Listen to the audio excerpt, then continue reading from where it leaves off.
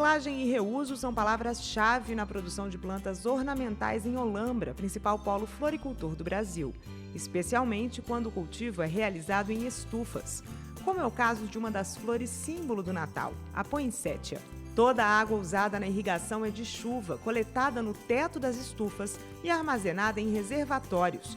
Depois de receber nutrientes e molhar os vasos por baixo, por inundação, 100% da água excedente é coletada para reuso e segue outra vez para os reservatórios. Isso garante total autossuficiência do produtor em relação ao abastecimento de água para a produção, mesmo em anos de seca, como foi 2014, e com menor intensidade como este ano, de 2020. A reciclagem também está presente no substrato usado nos vasos de poinsettias, cuja base é a casca de pinos. Antigamente, essas cascas eram empilhadas ao lado das serrarias, formando montes muito suscetíveis a incêndios, difíceis de apagar. Agora, o resíduo da indústria de madeira plantada é um insumo para os produtores de flores. Para falar mais sobre a sustentabilidade na produção de ornamentais e também sobre as maneiras de conservar as flores bonitas, mesmo após as festas de fim de ano, o pesquisador e chefe-geral da Embrapa Territorial, Evaristo de Miranda, conversa com o produtor de poinsettias no sítio Florescer de Olambra, Tony Valravens, técnico em plantas ornamentais e flores, formado na Holanda. Olá, bem-vindos ao Brasil Verde, um programa dedicado à sustentabilidade da agropecuária brasileira. E nós sempre lembramos aqui que o nosso programa não é para ficar discutindo ideias, teorias, conceitos de sustentabilidade. Nós trazemos no programa pessoas que realizam, que fazem a sustentabilidade nas mais diversas áreas da agropecuária. E uma das áreas impressionantes em matéria de sustentabilidade é a floricultura, a produção de flores. E hoje nós teremos um programa muito interessante com a participação do Tony aqui da Olambra. Bem-vindo, Tony, ao Brasil Verde. Muito obrigado. Tudo bem com vocês? Tudo bem, é um prazer recebê-lo aqui, viu? Tony, Prazer é meu. Você é produtor de flores lá em Olambra. Hoje a gente vai falar mais especificamente de uma das suas produções, mas uma produção importante nessa época do ano, que é a poinsettia, não é? Essa flor muito utilizada durante o Natal, com essas brácteas, com essas, parecem folhas vermelhas e tal. Mas talvez você pudesse nos contar um pouquinho a sua história. Como é que você chegou na floricultura? Como é que foi um pouco esse seu caminhar aí? Deve ter tido dificuldades, também desafios. Conta um pouco para nós, para as pessoas saberem um pouco a sua história aí, a história dessa produção. Eu venho a minha origem é agrícola, sim. Meus pais são imigrantes holandeses e têm sítio aqui em Olambra. Mas o ramo que eles estavam na época não me atraía muito. Então, isso eu estou falando no comecinho dos anos 80, foi quando começou a despertar em mim essa vontade, essa necessidade de procurar outra coisa, e eu vi que no ramo de flores ornamentais, plantas ornamentais, seria alguma coisa que estava me atraindo. Só que naquela época não tinha formação nenhuma aqui específica, apenas se fosse para o ramo de técnico agrícola ou uma faculdade de agronomia e tal. Então eu vi a necessidade de ir para a Holanda. Eu então fiquei 2 anos e meio lá mais ou menos, fiz um curso técnico, fiz bastante estágios em diversos lugares. E, enfim, em 1990 comecei a minha produção aqui, comecei com flores de corte. E mais ou menos em 95, então nós estamos falando de uns 25 anos atrás, eu comecei com a poinsettia. É claro que eu fiz outras coisas nesse meio tempo, mas a poinsettia foi uma coisa que começou um pouco por influência da minha esposa, que é minha sócia também. Ela começou a ver em revista de decoração e outras revistas, tal, que a poinsettia naquela época era muito usada para decoração o ano todo. Então, foi um atrativo.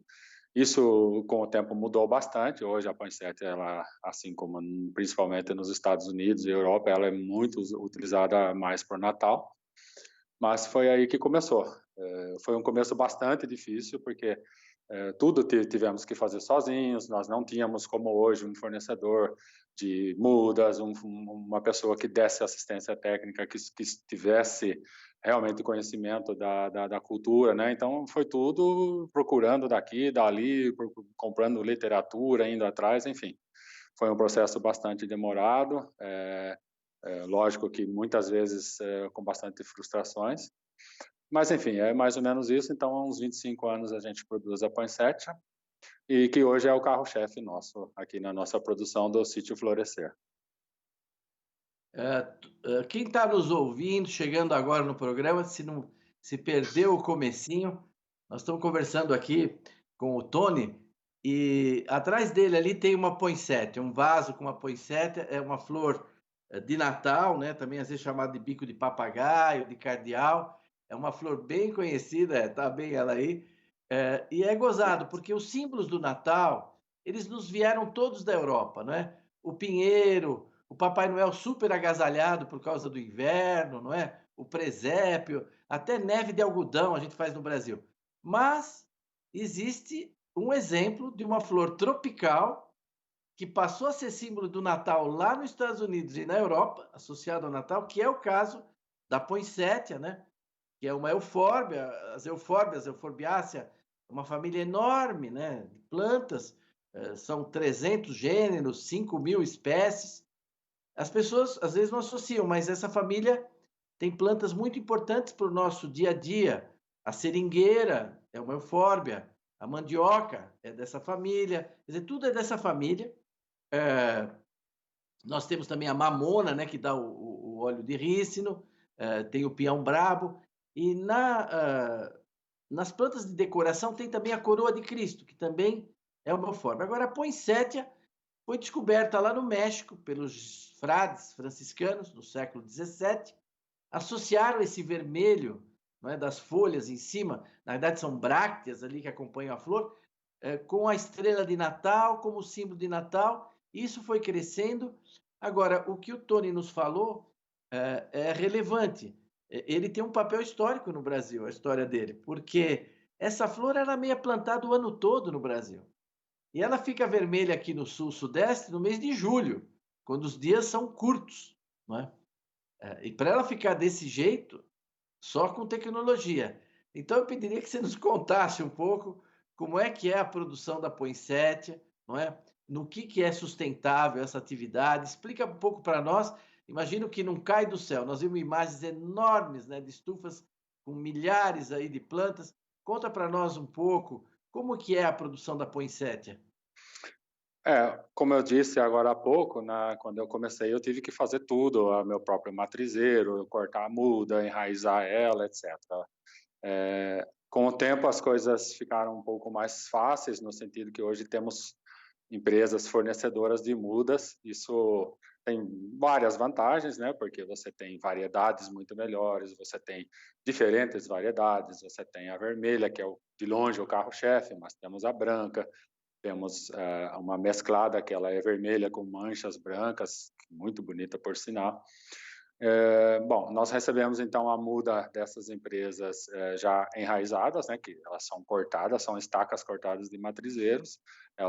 Essas empresas enraizam a muda e a gente planta. Ela tem duas fases muito distintas. A primeira fase, que nós chamamos de fase vegetativa.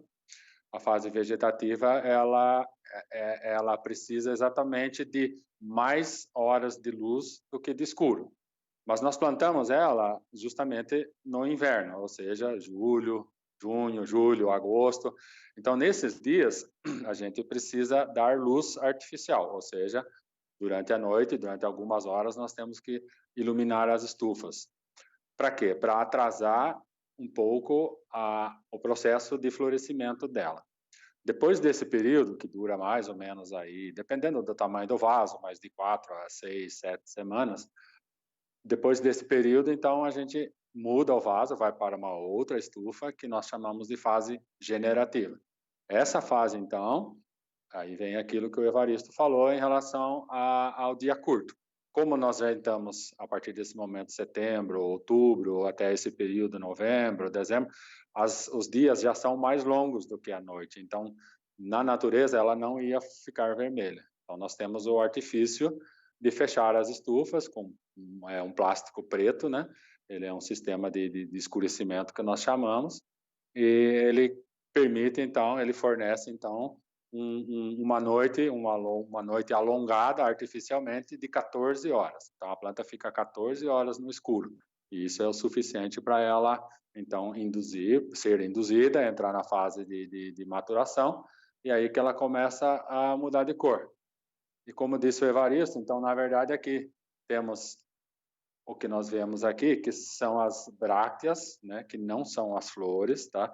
Isso aqui são folhas que elas mudam de cor, porque a flor verdadeira, ela está bem no miolo. Essa planta, inclusive, ela já perdeu a flor, mas para quem conhece, sabe que o miolo dela tem a florzinha amarela aqui no interior dela, que é a flor verdadeira. Essa parte da planta, que nós chamamos então de brácteas, ou folhas modificadas, ela só tem uma função, que é essa coloração ficar vermelha, né? Ela fica vermelha, que é justamente para atrair os pássaros, né? E os insetos para a polinização. Essa é a única função dela. Ela tem esse nome científico, Euphorbia pulcherrima, né? E vamos dizer, podemos traduzir como a mais bela das eufórbias, né? Quer dizer, exatamente. A beleza dela está reconhecida até na ciência, né? Não é muito comum isso. Normalmente, os nomes das plantas evocam alguma característica morfológica, fisiológica da planta, até evocam pessoas, né? Mas aí não, nós temos... O nome dela E ela acho que a gente pode dizer, um presente dos trópicos para o Natal temperado. Quer dizer, o Natal temperado nos mandou muita coisa, também mandou dos trópicos mexicanos, lá subtropicais, para a Europa. No não era bem assim. A gente encontra essa planta plantada até em fazendas, fica um arbusto bastante grande, que fica vermelho durante o inverno, no período seco, né? Se tornar, nós são inclusive árvores de Natal montadas com vasos, né, de poinsettia, né? Isso acho que vocês tiveram um papel muito relevante, não é? Ao desenvolver essa tecnologia, essa produção, certamente com redução de custo para o consumidor. Você podia nos falar um pouquinho de quem são os seus clientes, para quem você vende, como tem evoluído essa procura pela poinsettia e até pelos vários tipos de poinsettia, em tamanhos, em variedades. Dá para comentar um pouco para nós sobre isso?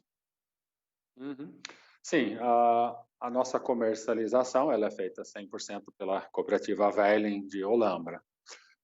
A partir do momento que ela é vendida, lógico que ela não é mais propriedade nossa, o cliente carrega e leva ela para o destino. Teoricamente, a nossa poinsettia vai para o Brasil inteiro. A gente não sabe hoje para que lado que vai, quais as distâncias que ela percorre, mas sabemos que, né, o estado de São Paulo, logicamente, que é o estado no país mais forte economicamente, então a maior parte fica no estado de São Paulo, e com certeza a cidade de São Paulo é muito para isso. Uma boa que tem, difícil falar em porcentagem, mas provavelmente em torno de 50% ou até um pouco mais do que são os nossos clientes supermercados que compram. Então, da nossa produção, passando pela nossa cooperativa, o cliente, né, o dono do supermercado já leva direto para a gôndola do supermercado. Agora, temos diversos clientes, por exemplo, eu tenho clientes que são decoradores oficiais de shopping centers, então é outro tipo de destino, ele compra o produto e ele vai enfeitar, né? Ele vai ornar então o shopping center. E temos também o que nós chamamos de linha, né? São os clientes de linha que tem um percurso aí de várias cidades pelo Brasil e vão passando nas floriculturas e deixando então os pedidos, as plantas.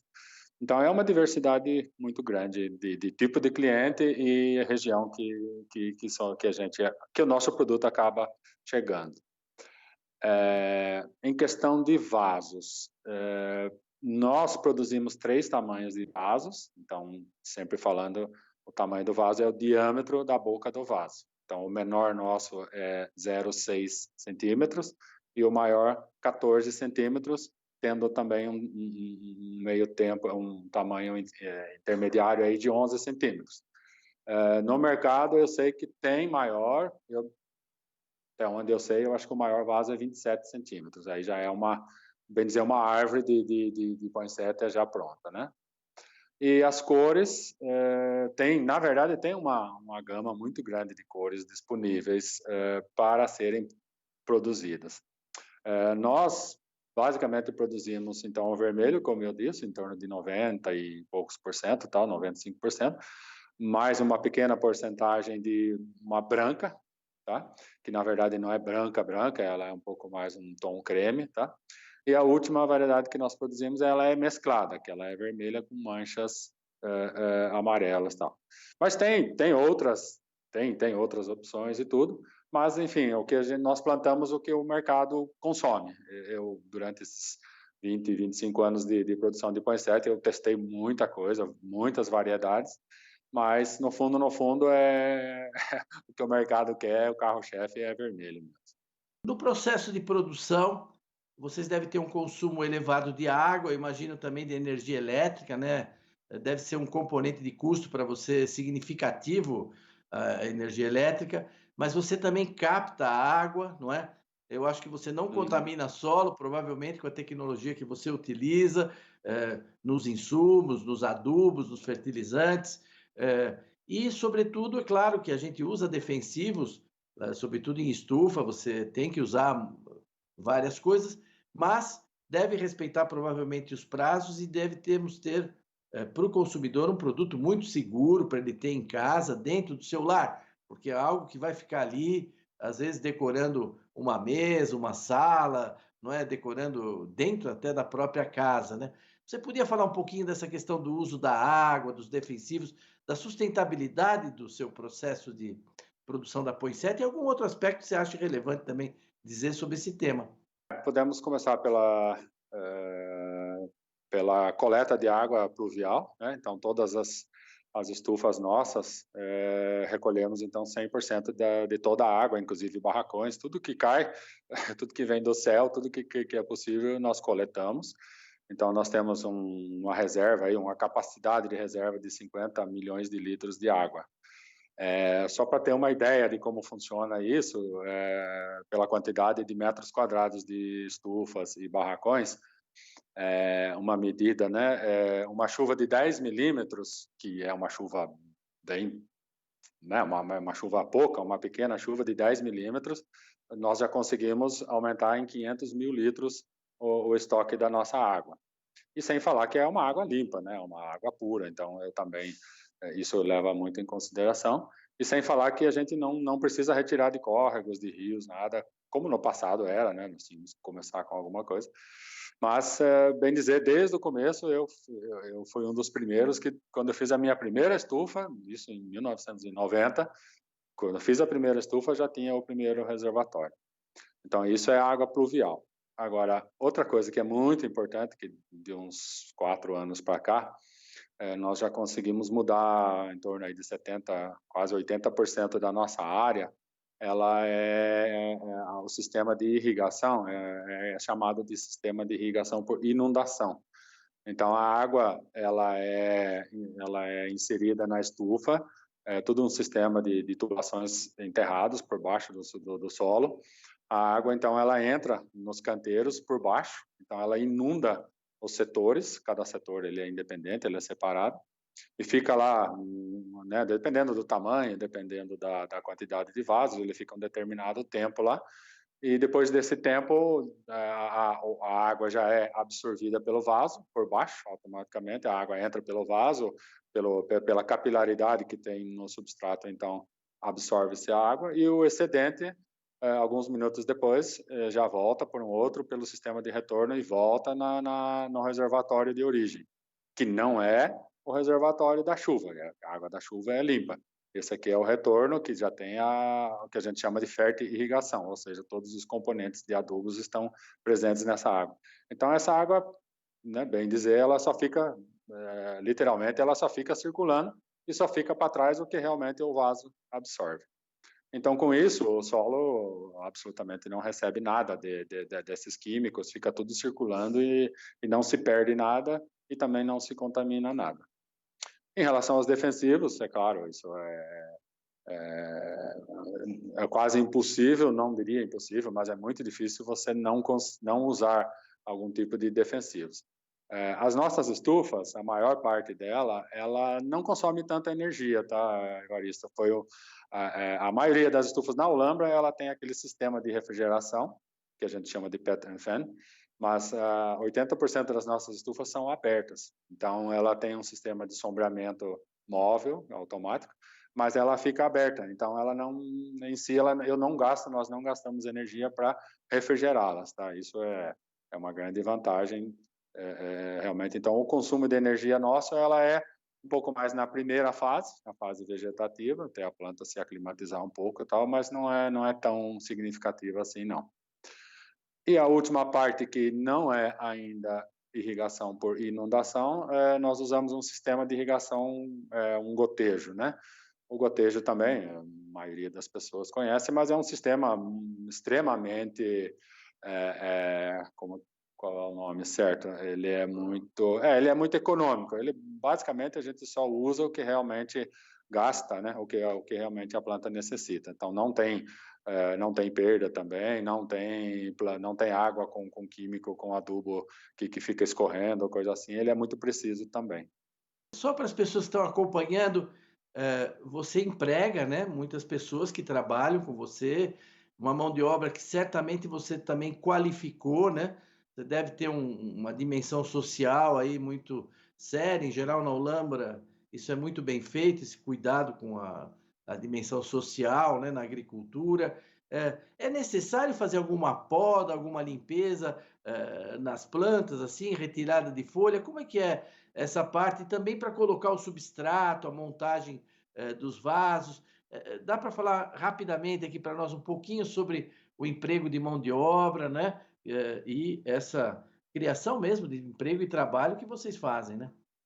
As pessoas que fazem o serviço do dia a dia, realmente nós ensinamos, né? Todas essas pessoas, elas até têm experiência, muitas vezes, em outras estufas, né? Outros produtores vizinhos aqui e tal, mas é que, né, quando você muda de produtor, muitas vezes muda a cultura, então você acaba tendo que ensinar a pessoa, mas isso não é nada muito difícil, são coisas que se pega fácil.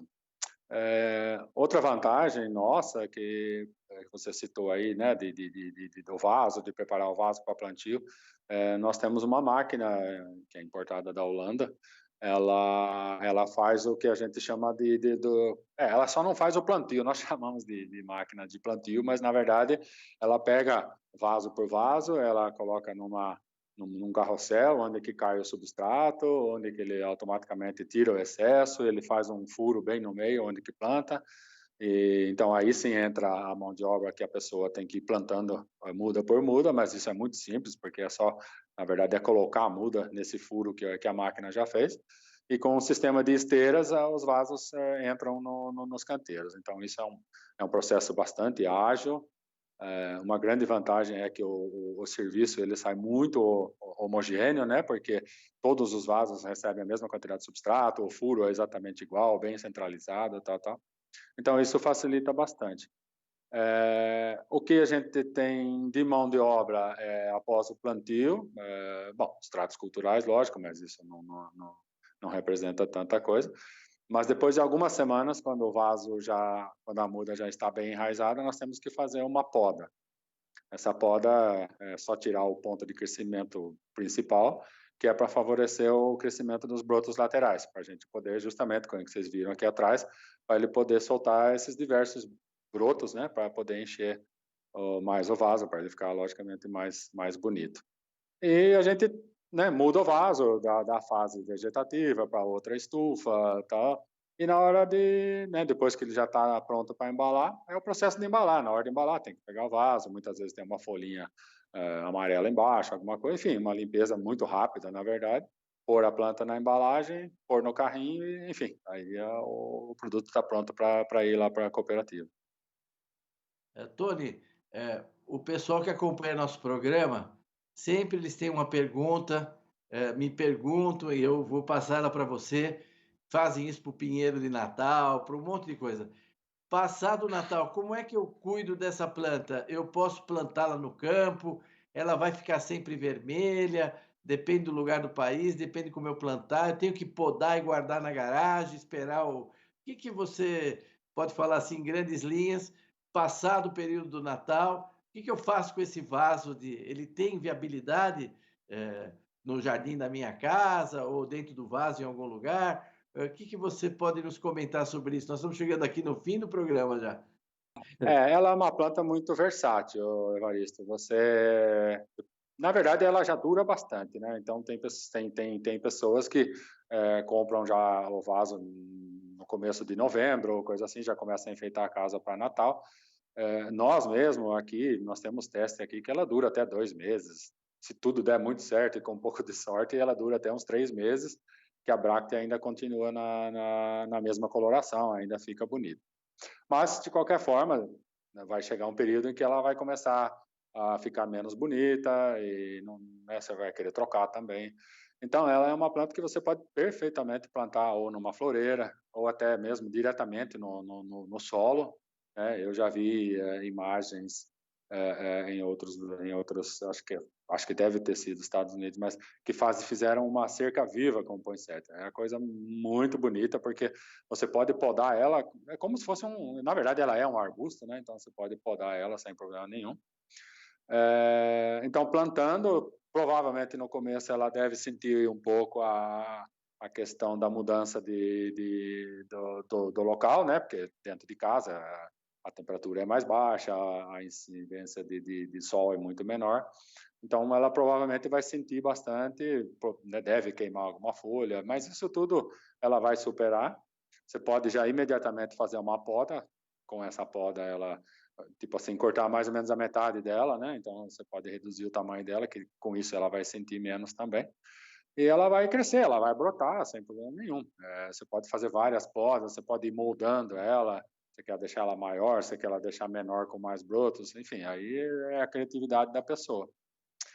E aí vem a questão, ficar vermelho ou não. Então, eu diria mais ou menos, tá, Evaristo? Não sei exatamente onde que está a linha divisória, mas eu diria da linha imaginária aí do sudeste para o sul, ela pela mudança de fotoperíodo, que nós chamamos, ou seja, a partir de março, abril, como o dia já vai ficando mais curto, a poinsettia começa a se induzir.